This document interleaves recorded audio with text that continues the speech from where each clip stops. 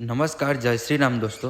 ફરીવાર તમારું અમારા નવા વિડીયોની અંદર સ્વાગત છે. આજે સમગ્ર ભારત દેશ અને વિશ્વ રામમય બની રહ્યું છે. પ્રભુ શ્રી રામ જ્યારે અયોધ્યામાં બિરાજમાન થવા જઈ રહ્યા છે ત્યારે આ ક્ષણ સમગ્ર ભારતવાસીઓ ખૂબ જ આતુરતાથી રાહ જોઈ રહ્યા છે. 22 જાન્યુઆરી 2024 આ એક એવી તારીખ છે જે હિન્દુ ધર્મના ઇતિહાસમાં સ્વર્ણ અક્ષરોમાં લખવામાં આવશે. આ પરમ પવિત્ર તિથિના દિવસે રામ જન્મભૂમિ અયોધ્યાના મંદિરમાં આપણના પ્રભુ શ્રી રામની પ્રાણ પ્રતિષ્ઠા થશે. તો આ દિવસનું આમંત્રણ લગભગ દરેકના ઘરે પહોંચી ગયું છે અને દરેક વ્યક્તિ 22 જાન્યુઆરીના રોજ યોજાનારા કાર્યક્રમમાં સાક્ષી બનવા માટે અયોધ્યા આવવાની ઈચ્છા રાખતા હશે. પરંતુ આપણે બધા જાણીએ છીએ કે પ્રભુ શ્રી રામના અભિષેકના સાક્ષી બનવું અને તેમનો દિવ્ય આનંદ માનવો એ દરેક માટે શક્ય નથી. અને આપણના માનીને વડાપ્રધાન તમામ દેશવાસીઓને અનુરોધ કર્યો છે કે 22 જાન્યુઆરીએ ભગવાન શ્રી રામ અયોધ્યામાં બિરાજમાન થાય ત્યારે વ્યક્તિ પોતાના ઘરે રામજ્યોત પ્રગટાવી મીઠાઈ વહેંચી દિવાળીની જેમ ઉજવણી કરવી. તો મિત્રો, આજના વિડીયોમાં તમને બધાને જાણવા મળશે કે 22 જાન્યુઆરીની સાંજે ઘરેથી શ્રી રામજીના નામની રામજ્યોત કેવી રીતે પ્રગટાવી. તો દરેક મિત્રો, દરેક રામ ભક્તને પ્રાર્થના છે કે આ વિડીયોના અંત સુધી જરૂર જોજો અને વિડીયોને લાઇક કરી અને ચેનલને સબસ્ક્રાઈબ પણ કરી દેજો.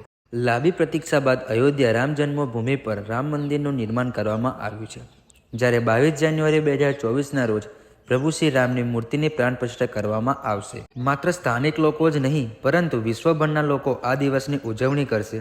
તેઓ આતુરતાથી રાહ જોઈ રહ્યા છે અને તેઓ સાક્ષી બનવા માટે અયોધ્યા શહેર પણ પહોંચી રહ્યા છે. આ દિવસને તહેવારની જેમ ઉજવવા માટે દેશભરમાં તૈયારી કરવામાં આવી રહી છે, જેમાં દરેક ગામ, શહેર, ઘરમાં ઉજવણી કરવામાં આવી રહી છે. રામ ભક્તો ઘરે ઘરે જઈને આમંત્રણ આપી રહ્યા છે.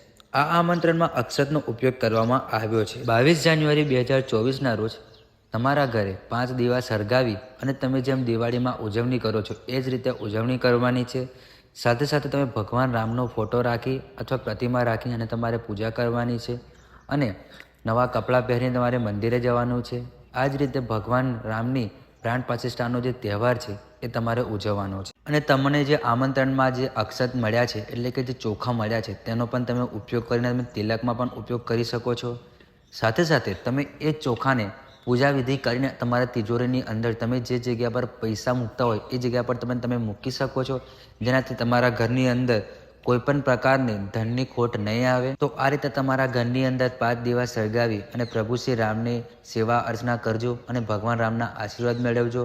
અને તમને જેમ અમે આગળ વિડીયોની અંદર બતાવ્યું એ રીતે પૂજા અર્ચના કરવાથી તમારા ઘરની અંદર કોઈ દાડ ધન વૈભવ કોઈ દાડ ખોટ નહીં પડે. તો દોસ્તો, આ હતો આજનો વિડીયો. આશા રાખું છું કે આજનો વિડીયો તમને પસંદ આવ્યો હશે. જો પસંદ આવ્યો હોય તો વિડીયોને લાઇક કરી દેજો. ચેનલ પર જો પહેલી વાર આવ્યો હોય ચેનલ સબસ્ક્રાઈબ કરી દેજો અને કમેન્ટ બોક્સમાં જય શ્રી રામ જરૂર લખી દેજો. ચાલો મળીએ ફરી એક નવા વિડીયો સાથે. જય શ્રી રામ, જય હિન્દ.